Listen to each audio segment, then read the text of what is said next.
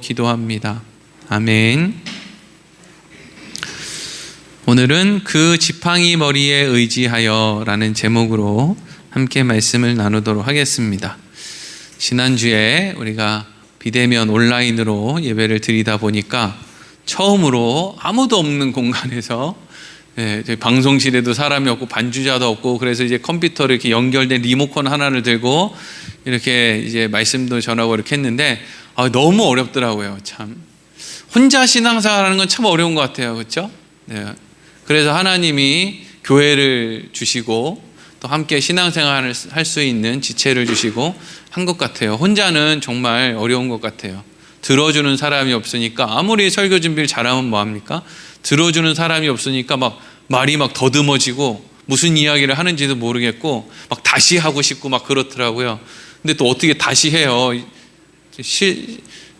생방송으로 지금 하고 있는데 다시 할 수가 없죠. 네.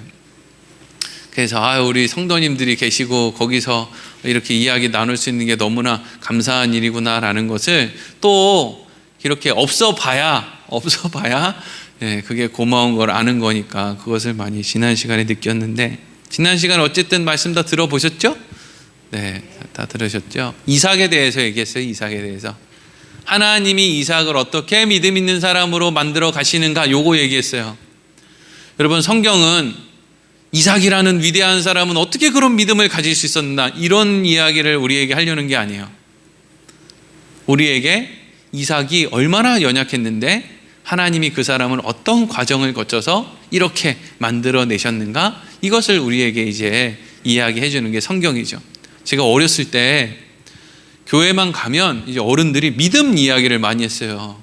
그래서 예배 시간에 조금 늦으면 이렇게 얘기해요. 너 믿음이 없어서 그래. 예배 시간에 늦는 것도 믿음이 없어서, 예배 시간에 빠지는 것도 믿음이 없어서, 예배 시간에 옆 사람이랑 친구랑 잡담하면 믿음이 없어서, 뭐만 하면 자꾸 믿음이 없어서 그렇다는 거예요. 근데 여러분, 믿음이라는 것은 어느 날 내가 각오하고 결단하고 생겨나는 것 같으면 믿음이 없어서 그렇게 한다는 게 말이 되는데, 사실 믿음이라는 건 하나님이 우리의 인생을 통해서 끊임없이 만들어 가는 것이기 때문에 믿음이 없어서 그렇다, 이렇게 이야기할 수가 없는 거죠. 믿음은 하나님이 만들어 가는 것이다. 그래서 성경에서 하나님이 하나님 자신을 소개할 때 반복하는 표현이 하나 있어요. 그게 뭐냐 하면 출애굽기 3장 15절 말씀이에요. 우리 같이 읽어보겠습니다. 시작. 하나님이 또 모세에게 이르시되 너는 이스라엘 자손에게 이같이 이르기를 너희 조상의 하나님 여호와 곧 아브라함의 하나님 이삭의 하나님 야곱의 하나님께서 나를 너희에게 보내셨다 하라. 이는 나의 영원한 이름이요 대대로 기억할 나의 칭혼이라. 아멘. 하나님이 하나님을 소개하는데 나는 아브라함의 하나님이고 이삭의 하나님이고 야곱의 하나님이야, 이렇게 이제 말씀을 하시는 거예요. 이런 말씀이 여러 군데 나오죠. 여러 군데. 그런데 우리가 이렇게 생각할 수 있어요. 아니 아브라함도 훌륭하고 이삭 야곱 다 좋은데, 근데 요셉도 괜찮은데 요셉의 하나님이라고는 왜 안 하지? 또 요셉 생각하니까 또 그렇게 따지면 또 모세도 괜찮고, 모세도 생각하니까 사무엘도 괜찮은 것 같고, 엘리야의 하나님도 너무 많은데 왜 하필 아브라함, 이삭, 야곱의 하나님이라고 하는가?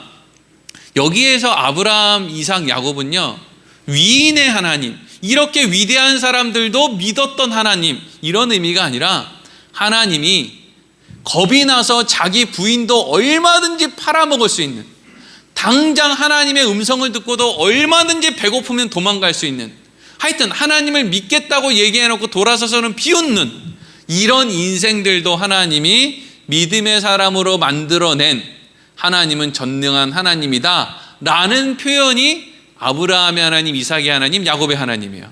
그러니까 다른 사람의 이름을 더 첨부시킬 필요가 없어요. 이 세 사람이 바보, 멍청이, 살인자, 또 사기꾼, 강도, 모든 성품이 이 세 사람 안에 다 있는 거예요. 그러니까 이 세 사람은 어떤 위인의 대명사가 아니라 별 볼 일 없는 인간의 대명사예요. 아브라함, 이삭, 야곱. 그래서 이 세 명이면 돼요.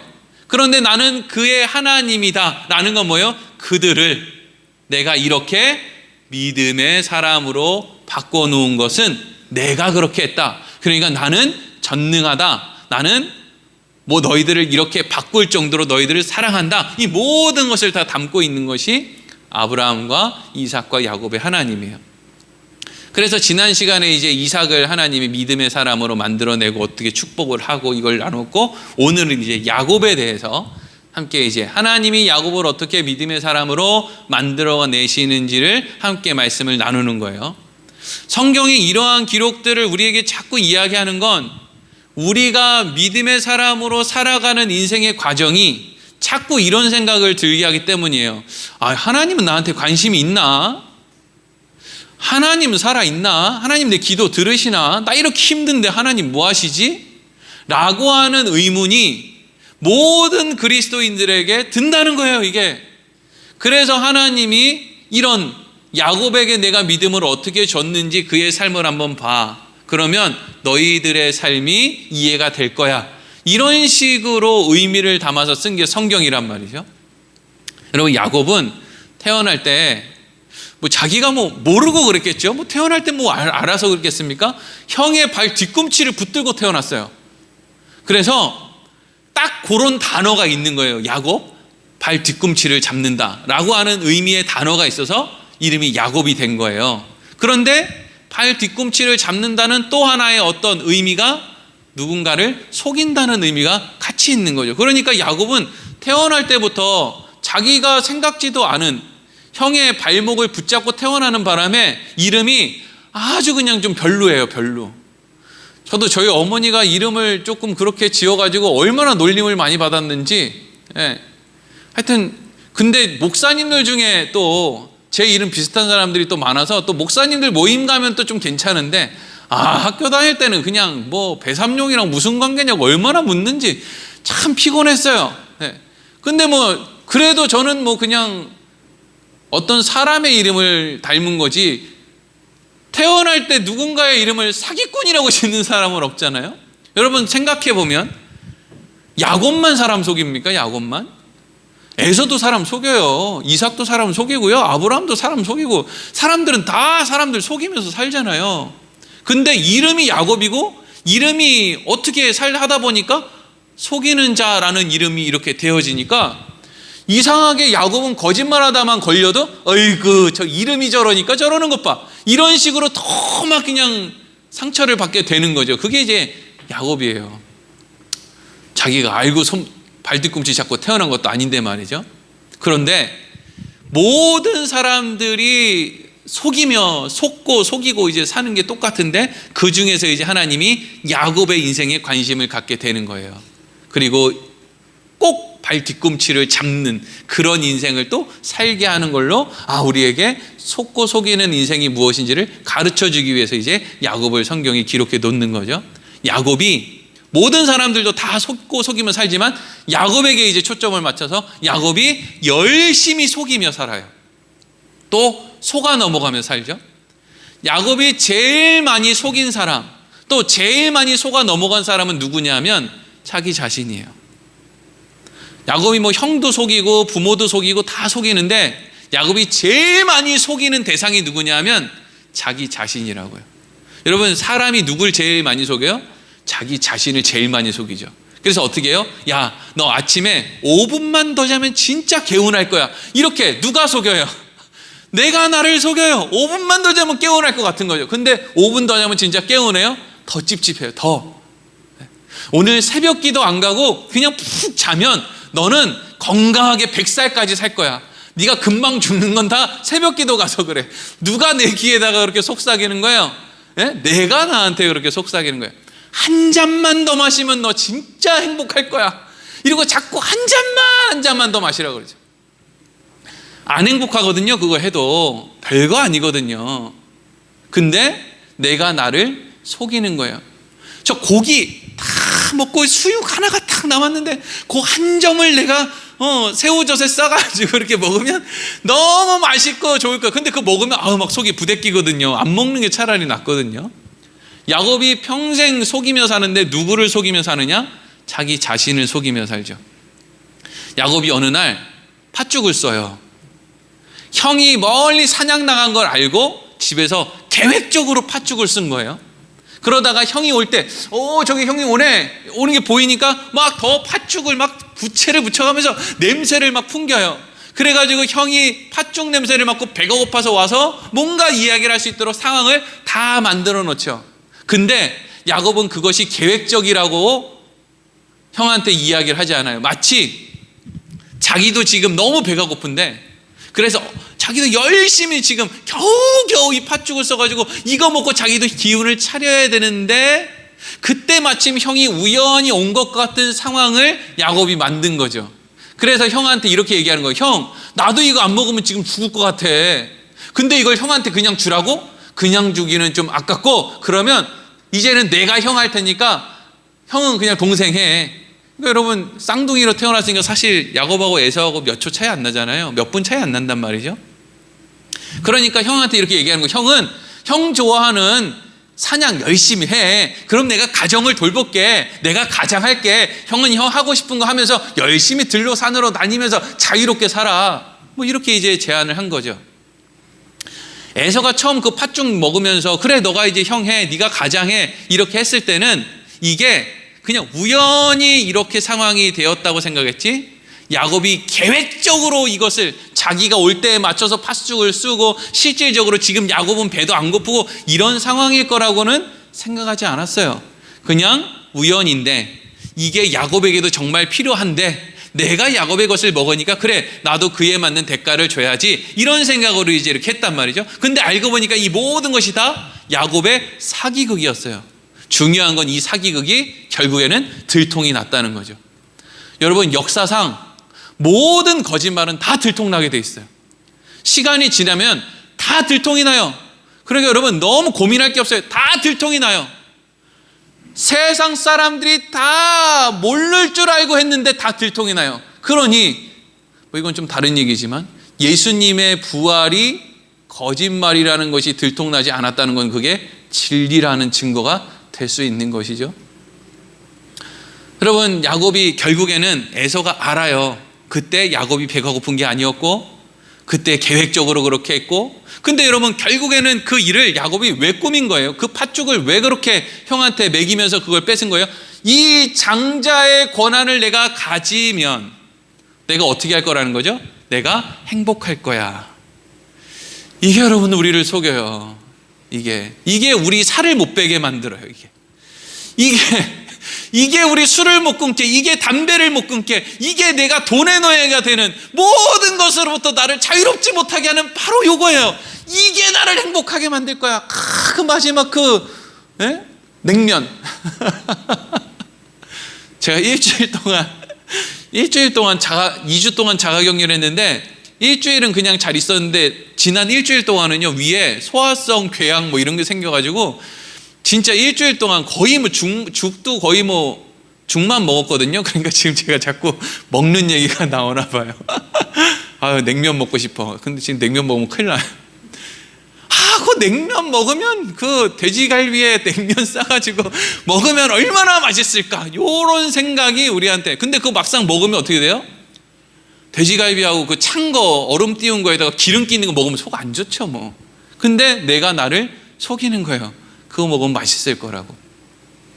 야곱이 형을 속이고 그래서 장자의 고난도 팥죽으로 사고, 이후에는 아예 대놓고 아버지도 속이고 자기 손으로 그냥 염소털을 막 몸에 붙이고 들어가서 제가 에서입니다 막 이거 해가지고 막 아버지한테 장자의 축복도 막 다 받아요.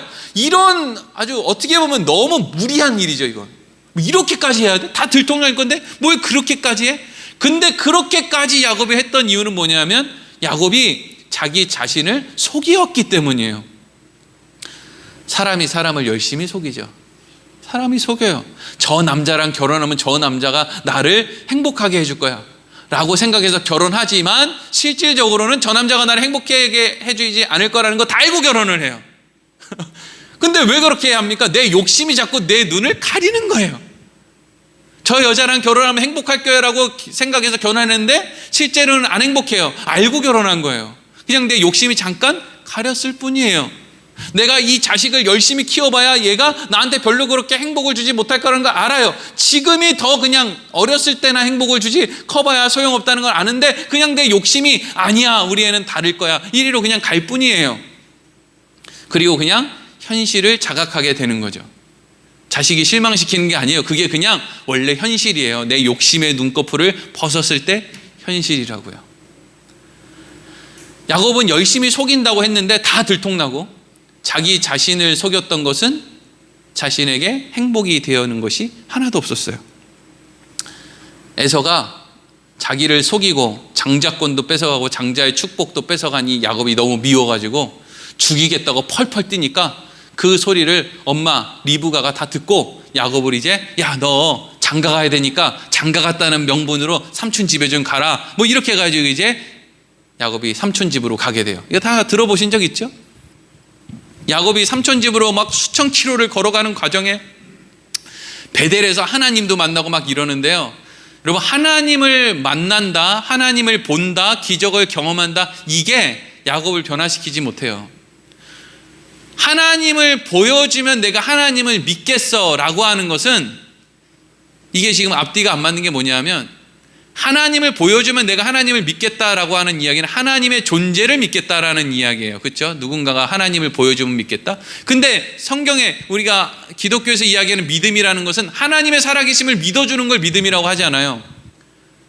하나님을 믿는 삶을 사는 걸 이야기하는 거죠.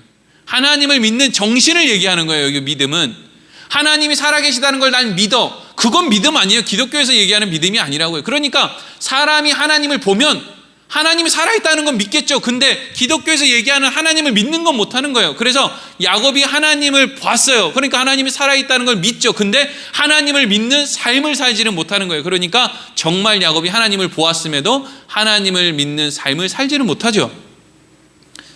이 세상 사람들이 하늘에 어느 날 갑자기 하나님이 반짝 나타난다고 해서 하나님을 믿지 못한다는 건 하나님이 존재한다는 걸 믿지 못한다는 게 아니라, 그런다고 해서 그들의 삶이 달라질 게 하나도 없다는 거예요. 하늘에 하나님이 반짝 나타나도 전쟁하는 사람은 계속 전쟁할 거고, 미워하고 원망하는 사람은 계속 그럴 거고, 굶어 죽는 애들은 계속 그렇게 죽을 거예요. 삶이 변하는 게 아니거든요. 야곱이 겨우겨우 하나님의 도우심으로, 야곱은 인지하지 못하지만 어쨌든 나의 등 뒤에서 나를 도우시는 하나님의 은혜로 야곱이 삼촌 집에 도착을 했어요. 삼촌 집에 하루 이틀 살다가 삼촌이 너도 일 좀 해야지, 그래서 일을 하기 시작했는데, 일을 하기 시작한 그 명분이 뭐였냐면 아내를 얻는 거였죠. 라헬을 달라는 거였어요. 라헬. 결국에 여러분들 다 아시다시피 라헬을 한 번에 얻었어요? 못 얻었어요? 못 얻었죠. 여러분, 세상은 우리의 계획대로 안 돼요. 절대 우리의 계획대로 되지 않는 게 이 세상이에요. 여러분, 왜 이 세상은 우리의 계획대로 안 되느냐면요, 우리가 계획을 욕심으로 세워서 그래요. 계획을 진짜 이성적으로 안 될 건 안 되는 걸로 이렇게 세우질 않고요, 그냥 계획을 막 욕심으로 세우는 거예요. 야곱이 7년 동안 일하면 라헬을 나한테 아내로 주세요, 이렇게 이제 일을 시작했거든요. 야곱이 삼촌이 어떤 사람이라는 거 중간에 알았을 거예요. 그래도 막연히 외삼촌이 다른 사람은 다 속여도 나는 안 속일 거야 라고 하는 생각으로 그날 밤에 들어가서 동침하고 나왔는데 라헬이 아니라 레아였잖아요. 뭐예요 그게? 야곱이 자기가 믿고 싶은 걸 믿는 거죠. 욕심이 그의 눈을 가린 거예요. 그 계획대로 안 되는 거예요. 사람 계획대로 잘 안 돼요. 욕심대로 되기 때문에 다 계획대로 안 되는 거예요. 일이 틀어져 버리죠. 결국에는 야곱이 두 아내를 얻는데 14년이 걸리고, 또 두 아내와 함께 살 수 있는 어떤 여러 가지 재산, 형편을, 먹을 양식을 구하는데 또 6년이 걸려서 외삼촌 집에 20년을 살게 돼요. 20년 동안 살면서 야곱이 아내가 넷이 되었고, 그리고 많은 재산을 또 얻게 됐어요. 20년 만에. 또 그것 또한 나의 등 뒤에서 도와주시는 하나님의 은혜로 그렇게 된 거죠. 야곱이 실력이 있어서 된 게 아니라. 뭐 이런 이야기를 다 할 수는 없지만 지금 흐름을 이야기해 드리는 거예요. 그래서 야곱이 20년째 됐을 때 아내는 넷이고 자식은 11명이고 재산이 어마어마하게 늘어났을 때 또 행복과 만족이 있는 게 아니라 문제가 찾아온 거예요. 옛날에 없을 때는 배가 고파서 힘들었는데 이제는 여러 가지를 가지니까 아내들끼리 싸워서 힘들고, 또 하나는 재산이 많아지니까 주위에 도둑들이 왜 이렇게 많은 거예요? 왜 내 호주머니에 돈만 생기면 내 호주머니에 있는 돈에 관심 있는 사람이 그렇게 많이 생기는 거예요? 참 희한하죠. 얼마 전에 뉴스를 보니까 어떤 사람이 로또 복권에 당첨이 돼가지고 서울에 있는 농협에 갔대요. 그런데 농협에서 로또 복권 그 돈은 안 주고 자꾸 요런 상품도 있습니다, 요런 상품도 있습니다, 요런 상품도 있습니다 이래가지고 그거 듣다가 진이 다 빠져서 도대체 돈을 언제 받기는 받나 이러다가 그냥 막 그랬다 그러더라고요. 로또 복권 당첨된 사람의 호주머니가 얼마나 많은 사람들에게 탐이 나겠습니까? 옛날에 로또 당첨 되기 전에는 배고파서 힘들었는데 이제는 그거 되고 나니까 숨어서 도망 다닌다고 더 힘들어요. 막 인생이 막 왜 이렇게 힘든 거예요? 어떤 사람들은 야 저기 중동에 있는 사람들은 일부 다처제니까 얼마나 좋아, 아내가 몇 명씩이나 돼. 근데 여러분, 아내가 많은 남자는요 일찍 죽어요. 금방 죽어요. 남편이 일찍 죽었으면 좋겠는 집은요 그냥 엄마하고 딸하고 맨날 싸우잖아요. 그럼 아빠가 일찍 죽어요. 남자들이 아주 그냥 정신적으로 스트레스를 받으면 얼마나 금방 죽는지 몰라요. 그러니까 여러분 사이좋게 지내세요. 그러면 또 더 싸울라나? 아버지들 더 빨리 가라고? 그렇게 야곱이 20년을 살아요. 20년 동안 많은 걸 얻었다고 생각했는데 번민, 근심, 걱정, 오히려 더 고독하고 더 외롭고 그래요. 그때 하나님이 찾아오셔서 야곱에게 너 집으로 돌아가라, 고향으로 가라, 내가 너 지켜줄게 라고 이야기를 해요. 야곱의 인생을 뭐 아브라함, 이삭, 야곱 다 그렇지만 이 사람들의 인생을 보면은요 완전히 악당같이 사는 것도 아니고 완전히 하나님 편으로 사는 것도 아니고요, 참 이상하게 그렇게 살아요. 이해할 수 없게 사는데 사실 그 이해할 수 없는 게 여러분 우리들의 모습이에요. 주일날 교회는 오는데 그래서 하나님 믿습니다 하고 기도도 하고 뭐 말씀 듣다가 눈물도 나오고 막 기도하다 눈물도 나고 이렇게 하는데 또 그냥 교회 나가고 그냥 또 한 주의 삶에 살면 또 막 화가 나고 기분이 나쁘고 막 입에서는 교회만 와서 하나님 앞에 기도하면 소망이 막 생기는데 세상만 나가면 또 그냥 세상에 절망이 막 찾아오고 막 이래요. 너무 그게 여러분 우리의 모습이에요. 우리의 연약한 모습이죠. 야곱이 하나님의 말씀을 듣고 그래 다 고향으로 가야 되겠다. 그래서 여차여차해서 이제 고향으로 가는데 문제가 생겼어요. 고향에 누가 있어요? 자기 죽이겠다고 옛날에 호언장담했던 에서가 있죠. 에서가 심지어는 400명의 군대를 거느리고 야곱이 올 때를 기다리고 있다. 야곱이 온다는 소식을 듣고 지금 이미 출발했다. 이런 이야기가 야곱의 귀에 들리게 되는 거죠. 이때 야곱이 어떤 사람인지 야곱의 본질을 드러내는 행동을 야곱이 하죠. 어떤 행동을 하느냐? 형한테 줄 선물이랍시고 재산을 3개로 나누고 그리고 자기의 가족들도 3그룹으로 나눠서 앞서서 보내요. 심지어 자기가 그렇게 사랑한다고 했던 라헬도, 사랑한다고 했던 요셉도 다 먼저 보내요. 왜 다 보내요? 앞에 있는 사람을 형이 죽이면 자기 도망가겠다 이 뜻이거든요. 다 보내요. 결국에는 야곱이 이제까지 누구를 그렇게 위해 살았다는 거예요? 자기 자신. 모든 인간은 다 자기 자신을 위해 산대요. 자식을 위해 산다고 해도 궁극적으로 따지고 들면 자신을 위해, 자식을 위해 사는 거예요. 다 자기를 위해 살아요. 그래서 막 말싸움이 나고 막 화가 나고 이러면요 부모도 그냥 자식이랑 얼마나 무섭게 싸우는지 몰라요. 다 자기 자존심.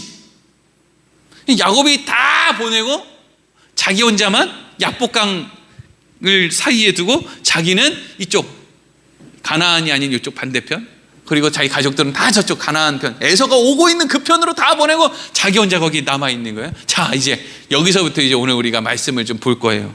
창세기 32장 22절부터 31절. 자, 조금씩 끊어가면서 읽으면서 말씀을 좀 보겠습니다. 자, 22절 23절 읽겠습니다. 시작. 밤에 일어나 2 아내와 2 여종과 11 아들을 인도하여 야복 나루를 건널세 그들을 인도하여 시내를 건너가게 하며 그의 소유도 건너가게 하고 아멘. 밤에 2 아내 2 여종, 이게 이제 4명의 아내를 얘기하는 거예요. 4명의 아내라 11 아들을 다 인도하여 야복강 나루를 너네 먼저 건너가. 아버지 금방 갈게. 야, 참 치사한 아버지죠. 근데 하여튼 그렇게 갈게 이러니까 지금 가족들도 지금 아버지의 말에 다 속아 넘어간 거예요. 아버지가 우리를 지켜줄 줄 알았는데 알고 보니까 우리는 다 아버지가 방패막이로 지금 쓰고 있는 거예요. 다 보내, 내가 이제 갈게. 그래놓고 자기는 야복강 너머에서 있었다는 거예요. 여차하면 튀려고. 참 모르긴 몰라도 지금 야곱은 옆에 뭐 낙타라든지 말이라든지 거기에 양식을 잔뜩 쌓아놓고 지금 도망갈 준비를 딱 하고 있었을 것으로 보이는 것이죠. 근데 그때 24절 25절 읽겠습니다. 시작. 야곱은 홀로 남았더니 어떤 사람이 날이 새도록 야곱과 씨름하다가 자기가 야곱을 이기지 못함을 보고 그가 야곱의 허벅지 관절을 치매 야곱의 허벅지 관절이 그의 사람과 씨름할 때 어긋났더라. 아멘. 근데 홀로 남아서 언제 형이 맨 앞에 선두를 치나 요거를 이제 살펴보고 이렇게 있는데 그때 한 사람이 야곱을 찾아왔다는 거예요. 그러니까 야곱이 찾아서 누군가에게 찾아간 게 아니라 누군가가 야곱을 찾아왔다는 게 중요하죠. 이건 여러분 절대로 야곱이 그날 밤에 기도한 거 아니에요. 기도한 거면 야곱이 찾아간 거죠, 하나님을. 그리고 왜 찾아간 걸 씨름이라고 해요? 그냥 기도했다고 하면 되지. 그리고 아무리 열심히 기도해도 무릎 꿇고 밤새 기도해도요 허벅지 관절 어긋나지 않아요. 그냥 다리만 저리지. 그러니까 이걸 하나님 앞에 열심히 기도하고 간절히 기도해 막 그냥 그 허벅지뼈가 부러질 정도로 기도했더니 하나님이 응답하셨다. 이런 식으로 해석하는 건 우상숭배를 하게 만드는 거예요. 뭔가 우리의 열심히 하나님의 신금을 울리는 것처럼. 그거 아니거든요. 지금 누가 찾아와요? 누군가가 야곱을 찾아왔어요. 지금 야곱이 어떤 상태인데요? 가족들까지 속이고 다 속이고 나 하나만 살겠다고 그냥 자기 고집에 그냥 야복강 너머에서 혼자 칠 준비를 하고 있는 그 사람에게 누군가가 찾아왔어요. 그리고 씨름을 걸었다는 거예요. 밤새도록 씨름을 하는 거예요. 무슨 씨름을 할까요? 이런 씨름이죠. 너 정말 그따위로 살래? 너 이제까지 네가 너 자신을 속여서 얼마나 네 인생이 고달팠냐. 근데 여전히 또 그런 선택을 할래? 형 속여서 너 뭐 얻었어? 아버지 속여서 뭐 얻었어? 삼촌 속여서 네가 뭐 얻었어? 근데 이제는 자식도 속이고 아내도 속이고 다 네 방패막이 잡고 너 혼자만 살면 된다고? 너 정말 네 생각에 사로잡혀서 너 그따위로 살래? 이걸 가지고 밤새도록 누군가와 야곱이 씨름을 하는 거예요. 아니 난 그따위로 살 거야. 아니 너 그따위로 살면 안 돼. 이걸 가지고 씨름을 했다는 거죠. 이 씨름이에요. 근데 야곱이 져요, 이겨요? 안 지는 거예요. 이 사람이 나 이따위로 그냥 살겠다는 거예요. 나 생긴 대로 살다 죽겠다는 거예요. 이게 여러분 모든 인간들의 주제가죠. 나 생긴 대로 살다 죽을 거야. 하나님은 너 생긴 대로 살다 못 죽어. 너 생긴 대로 살면 하나님 나라에 갈 수 없잖아. 그러니까 넌 생긴 대로 살다가 죽을 수 없어. 넌 바뀌어야 돼. 이 씨름이죠. 우리는 아니에요. 난 그냥 생긴 대로 살다 죽을래요. 이걸 가지고 열심히 씨름을 하는데 새벽녘이 될 때까지 이 야곱이 안 꺾는 거예요. 이놈의 고집을. 와, 야곱이 최야곱인가? 또 누가 고집이 세지? 강야곱인가? 우리 장모님이 강신데 누가 고집이 세죠? 또 누가 그러더라고. 양띠가 고집이 세다고. 제가 양띠거든요. 양야곱인가? 우리 장모님은 양띠의 강신데 우리 장모님 보실 텐데 안 지는 거예요. 그래서 씨름하던 이가 어떻게 해요? 허벅지 관절을 때려버렸어요. 여기서 허벅지 관절이라는 것은 이걸 뭐 골반뼈라고 하는 사람도 있고 어떤 사람은 이 남자의 생식기인 고환을 발로 차버렸다라고 해석하는 사람도 있어요. 이것은 사람이 자기 힘으로 무엇인가를 만들 수 있다고 생각하는 그것을 완전히 부셔버렸다는 이야기고, 이 이야기는 야곱이 그날부터 거의 안진뱅이 비슷한 그런 장애가 그때부터 생겼다는 것이고, 지금 여차하면 도망가기 위해서 준비하고 있는 야곱이 이제는 앞에서부터 죽이고 내려오는 소리를 암만 듣고 도망가려고 해도 이제는 야곱이 더 이상 형으로부터 도망칠 수 있는 건강이 형편이 없어져 버렸다라는 것을 의미하는 거예요.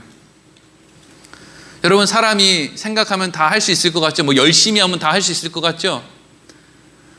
제가 지난 한 주 동안 이 속이 위에 이제 소화성 궤양 뭐 이런 게 이제 생겨가지고 병원도 갔다 오고 했는데, 제가 옛날에는요, 그래 이제는 다시 성경 이제 창세기부터 요한계시록까지 이제 여러 번 읽어보니까 이런 이야기를 하려는 거구나. 그러니까 나는 이제 시간만 있으면, 그래서 내가 시간이 있고 목양실에 앉아서 있으면 그래 설교 준비하는 거 이제 할 수 있겠다 싶은 생각을 한 적이 있거든요. 근데 일주일 동안 속이 막 아프니까 아무것도 못 하겠는 거예요. 집중이 안 돼요. 말씀이 눈에 하나도 안 들어오고요. 계속 뭘 더 생각하면 생각할수록, 그거 아시죠? 이렇게 그 생각 자체가 스트레스가 돼서 속을 계속 찌르는 느낌. 그거 위에 이게 제가 뭐 팔다리가 부러진 것도 아니고 무슨 뭐 어디 떨어진 것도 아니고 뭐 대단한 뭐 질병에 걸린 것도 아니고 그냥 속이 쓰린 어떤 증상 하나만 딱 생겼는데 아무것도 못 하겠어요. 뭔 생각을 못 하겠어요. 생각을 좀 깊이 하면 할수록 속이 더 쓰린 거예요. 와, 아무것도 아니네. 야곱이 뭔가 대단한 걸 할 수 있을 줄 알았는데 다리 하나 분질러 놓으니까, 골반 하나 분질러 놓으니까 할 수 있다고 한 모든 것이 다 아무것도 할 수 없는 존재가 한순간에 되는 거예요. 여러분, 우리가 계획이라는 걸 세우잖아요. 계획이라는 걸 뭐 계획을 때로 하려고 세우죠. 근데 그 계획표 안에는 어떤 가정이 있어요? 내가 건강하다는 가정, 우리 집에 별일이 없다는 가정, 우리 부모님이 건강하다는 가정, 우리 자녀들이 학교 갔다 무사히 돌아온다는 가정, 이 모든 기적적인 이 많은 일들이 다 이루어져야 내가 계획한 대로 뭔가를 할 수 있는 거예요. 그 중에 하나만 흐트러져도 우리는 아무것도 아닌 거예요. 우리 애가 학교 갔다 돌아오다 교통사고가 났다. 내 인생 그냥 다 주저앉는 거죠. 내가 어느 날 뭐가 몸이 아팠다, 뭐 하늘에서 뭐 사고가 났다, 아니면 무슨 뭐 코로나가 생겼다. 아무것도 못 하잖아요. 뭐 할 수 있습니까? 그래서 야곱을 주저앉혔더니 이제서야 야곱이 어떻게 합니까? 26절 27절 읽겠습니다. 시작. 그가 이르되 날이 새려하니 나로 가게 하라. 야곱이 이르되 당신이 내게 축복하지 아니하면 가게 하지 아니하겠나이다. 그 사람이 그에게 이르되 내 이름이 무엇이냐? 그가 이르되 야곱이니이다. 아멘. 이제까지는 씨름하겠다고 막 이겨보겠다고 난 생긴 대로 살겠다고 막 그냥 씨름을 하더니 그 힘의 근원을 딱 분질러 버리니까 야곱이 그제서야 어떻게 합니까? 나 좀 축복해 주세요 이러죠. 여기서 축복해 달라는 건 나 좀 살려주세요 이거예요. 나 이제 살려주세요. 나 이제 아무것도 할 수 없어요. 나 이제 자리에서 일어나는 것도 내 혼자 힘으로는 못하겠어요. 나 도망칠 수 없어요. 그러니까 여러분, 하나님이 뭔가 우리 안에 있는, 내가 믿고 있는, 그게 건강이든 관계든 뭐든 돈이든 뭐든 내가 믿고 있었던 그거 하나만 딱 분질르면 그때서 우리는 뭘 하게 되느냐? 하나님 앞에 진짜 기도라는 걸 하게 돼요. 여러분, 우리가 하나님 앞에 하는 진짜 기도는 딱 하나밖에 없어요. 살려주세요. 대부분 내가 뭐 좀 가지고 있다고 하면 기도를 하나님이랑 자꾸 거래를 하려고 그래요. 하나님, 나 이거 해주시면요 매달 성경금 10만 원씩 할게요. 하나님 뭐라 그러겠어요? 야, 10만 원으로 뭐 한다고? 그냥 10만 원 넣었어. 그거 안 해도 돼. 내가 성교할게, 내 힘으로. 여러분, 하나님 전능하신데 우리는 자꾸 그 전능한 하나님한테 하나님 이거 해주시면 제가 이거 해드린다고 자꾸 하나님 앞에 기도를 마치 무슨 거래를 제안하듯이 해요. 막 하나님 이거 이렇게 돼서 되겠습니까? 이러고 막 하나님 막 가르치려고도 하고 그래요. 근데 그 사람이 그렇게 생각하고 있는 어떤 그 안에 있는 힘의 근원이라고 생각하는 그게 뭐 돈이든 관계든 지식이든 건강이든 뭐든 그걸 하나님이 딱 부러뜨리면 그때 그 입에서 뭐가 나와요? 하나님 살려주세요, 이게 나온다고요. 그게 뭐예요? 당신이 내게 축복하지 않으면 못 갑니다. 나 이렇게 두고 가면 애서가 나 죽이고 나 이거 안 됩니다. 나 좀 살려주세요. 나 방법 없습니까? 예전에도 방법 없었는데 엉뚱한 말에 내 자신이 나를 속이는 거에 속아가지고 나 방법 있는 것처럼 생각했는데 그 허상을 완전히 분질러내니까 아, 나 방법 없구나. 그래서 하나님 나 축복해 주세요. 안 그러면 못 갑니다. 이러고 이제 매달리기 시작했다는 거예요. 그때 이 사람이 야곱한테 물어요. 네 이름이 뭐냐? 야곱입니다. 그랬더니 28절에 이런 이야기 하죠. 28절 읽겠습니다. 시작. 그가 이르되 내 이름을 다시는 야곱이라 부를 것이 아니요 이스라엘이라 부를 것이니 이는 내가 하나님과 및 사람들과 겨루어 이겼음이니라. 아멘.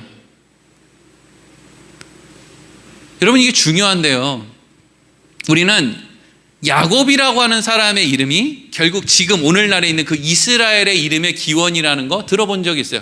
야곱을 하나님이 이름을 이스라엘이라고 바꿔준 거거든요. 근데 중요한 것은 그냥 멀쩡한 상태에 있는 야곱을 멀쩡한 상태의 이스라엘이라고 바꿔준 게 아니에요. 멀쩡한 상태에서 자기 스스로를 속이며 살던 야곱을 반병신으로 만들어서 자기에게 소망이 둘 것이 없어서 하나님만 의지할 수밖에 없는 상황으로 만들어 놓은 다음에 그 야곱의 이름을 하나님이 이제는 이스라엘이라고 한다는 거예요. 그러니까 이제까지 너의 힘으로 근원으로 삼았던 걸 내가 다 부시고 내가 그걸 부셨으니까 이젠 내가 너 책임지겠다. 그래서 너는 내 자식이다. 너는 이스라엘이다. 하나님과 겨루어 이겼다. 어떻게 사람이 하나님과 겨루어 이겨요? 하나님이 져주니까 이기죠. 어떻게 져줘요? 하나님이 힘의 근원을 다 깨부셔 놨으니까 하나님이 이제는 돌봐주시는 거예요. 그 이야기를 하는 거예요. 그냥 멀쩡한 야곱이 이스라엘이 된 게 아니에요. 멀쩡한 야곱이 반병신이 된 다음에 그 이름을 이스라엘이라고 바꿔요. 이제는 내가 너 책임질 거야, 이거죠. 그랬더니 야곱이 이렇게 얘기해요. 29절부터 31절 읽겠습니다. 시작. 야곱이 청하여 이르되 당신의 이름을 알려주소서. 그 사람이 이르되 어찌하여 내 이름을 묻느냐 하고 거기서 야곱에게 축복한지라. 그러므로 야곱이 그곳 이름을 브니엘이라 하였으니 그가 이르기를 내가 하나님과 대면하여 보았으나 내 생명이 보존되었다 함이더라. 그가 브니엘을 지날 때 해가 돋았고 그의 허벅다리로 말미암아 절었더라. 아멘. 이름을 이스라엘이라고 바꾸게 된 야곱이 묻죠. 그 사람에게 당신 이름을 알려주세요. 당신 누구십니까? 그랬더니 이 사람이 뭐라 그래요? 너 어찌하여 내 이름을 묻느냐? 29절에 어찌하여 내 이름을 묻느냐 이렇게 얘기해요. 여기에서 어찌하여 내 이름을 묻느냐라고 하는 질문은 어디 감히 나한테 이름을 물어, 이런 의미가 아니라 넌 내가 누군지 알잖아, 이 뜻이에요. 그래서 30절에 보면 야곱이 뭐라 그래요? 네, 알아요. 하나님이잖아요. 그래서 그곳의 이름을 내가 하나님을 대면했습니다라고 해서 브니엘이라고 지어요. 분명히 그 사람은 자기 이름을 안 알려줬는데 야곱은 이미 알고 있어요. 그가 하나님이라는 걸. 여러분, 우리는 하나님이 내가 어떻게 살았으면 하는지를 알아요. 내가 어떤 목사가 됐으면 하는지, 내가 어떤 교인이 되었으면, 내가 어떤 아버지가 됐으면, 내가 어떤 어머니가 됐으면, 어떤 자식이 됐으면 하는지, 하나님이 나를 어떻게 내가 되기를 원하는지 우린 다 알고 있다고요. 하루에도 12번씩 수백 번씩 하나님이 내 귀에다 얘기해요. 너 그렇게 살면 안 된다고, 이렇게 생각하고 이렇게 말하고 이렇게 행동해야 된다고. 근데 우리는 뭐라고 해요? 아니요, 그렇게 하면 나한테 행복이 없을 것 같아요. 저는 제게 행복을 주는 그 곳으로 가겠습니다, 이러고 간다는 거예요. 그리고 나한테 날마다 그 이야기를 했던 그가 우리 인생 가운데 우리의 허벅다리 관절을 부시는 거예요. 그리고 주저앉히는 거죠. 그랬을 때 묻는 거예요. 당신 누군데 나한테 이렇게 하십니까? 너 알잖아. 하루에도 12번씩 너한테 말했던 하나님이다. 여러분, 어떻게 살아야 되는지 모르는 그리스도인들이 어디 있어요? 다 알지. 맨날 후회하면서, 당장 눈앞에서 이렇게 하고 돌아서면 맨날 후회하면서, 그러면서 또 오늘 또 그렇게 살아요. 왜요? 그렇게 사는 게 더 행복할 줄 알고. 안 그렇잖아요.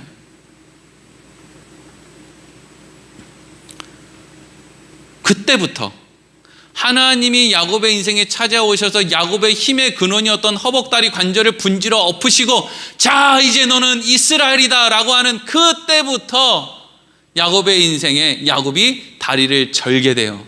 그러니까 이때부터 야곱에게 뭐가 필요하죠? 지팡이가 필요한 거예요. 지팡이가.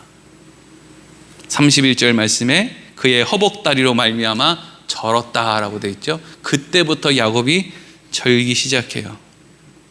그리고 그렇게 쩔뚝쩔뚝 거리고 야곱이 맨 뒤에서, 멀쩡하게 건강할 때는 맨 뒤에 가던 야곱이 병신이 된 다음에 어차피 도망가 봐야 소용도 없으니까 이제는 맨 앞으로 가서, 힘이 없으니까 이제 뭐 죽을 때가 다 됐으니까 어떻게 해요? 이제는 에서가 오는 길 앞에 7발자국 갈 때마다 절을 한 번씩 하면서 야곱이 에서를 맞이하죠. 에서가 야곱을 보자마자 어떻게 해요? 울어요. 그리고 뭐라고 해요? 내 동생아 잘 있었냐 이래요. 에서가 야곱에게 내가 너 지켜줄 거야 이래요. 이걸 어떻게 이해할 수 있습니까?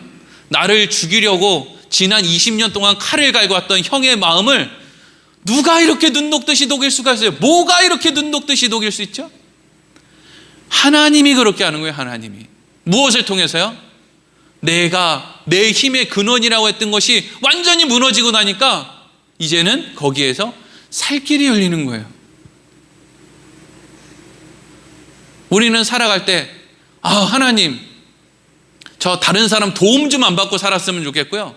나 아주 그냥 당당하게 나 혼자 멋지게 깔끔하게 이렇게 살았으면 좋겠어요. 아주 그냥 그냥 더러운 거 탕탕 튕겨내면서 살았으면 좋겠어요. 이게 여러분 우리들의 속내거든요. 근데 그렇게 살 수 없어요. 그냥 그렇게 함께 묻어져 사는 거예요. 더럽게 긍휼함을 얻으면서 함께 살아가는 거예요. 하나님의 보호하신 가운데. 이제까지 자기 인생 자기가 지킨다고 생각했을 때 야곱의 인생이 계속 꼬여갔는데 하나님이 야곱의 인생 가운데 야곱의 허벅다리를 분질러 놓은 다음부터는 야곱이 뭘 잘못을 하든 뭐라든 하나님이 계속 말 그대로 선한 열매를 맺게 해줘요. 놀라운 일이죠. 심지어 여러분 야곱이 그렇게 편애하면 안 되잖아요, 자식을. 근데 야곱이 편애를 해요. 몸은 장애가 있지. 그런데 편애를 하지. 요셉을 편애를 하지. 근데 요셉이 저기 결국에는 자기는 죽었다고 생각했지만 먼 타국의 노예로 형들한테 의해서 팔려가지 않습니까? 그래서 그냥 오랜 기간 동안 만약에 야곱이요 사지가 멀쩡했으면 요셉 찾는다고 이리 뛰고 저리 뛰고 난리도 아니었을 거예요. 애굽이 어디예요? 하여튼 몸이 정상이었으면 아주 그냥 전 세계 방방곡곡을 요셉 찾겠다고 아주 그냥 쑤시고 다녔어요. 근데 다닐 수가 없는 거예요. 몸이 그러니까 어디 갈 수가 없는 거예요. 그냥 맨날 울고 그냥. 근데 결국엔 이 모든 일을 통해서 이 요셉이라고 하는 창세기 아주 길게 기록된 이 요셉의 인생이 결국에는 누구를 위한 인생이냐? 하나님이 야곱과 야곱의 자녀들을 살리기 위한 계획이 요셉의 인생이에요. 그러니까 성경에는 야곱에 대한 기록이 야곱이 태어난 것부터 요셉이 모든 것이 끝나고 결국 야곱이 애굽의 왕 바로를 축복하고 죽는 것까지 거기가 다 야곱에 대한 한 덩어리지 요셉의 이야기가 멋있고 대단히 재밌고 이렇다고 해서 요셉의 부분은 사실 요셉의 부분이 아닌 거예요. 이게 다 야곱을 위해서 하나님이 하시는 일이에요. 그래서 야곱이 이제 인생 말년에 이렇게 한다는 거죠. 오늘 히브리서 11장 21절 읽겠습니다. 시작. 믿음으로 야곱은 죽을 때 요셉의 각 아들에게 축복하고 그 지팡이 머리에 의지하여 경배하였으며. 아멘. 이것을 이제 현대인 성경으로 읽으면 이렇게 풀어서 이제 읽을 수가 있어요. 같이 읽어보겠습니다. 시작.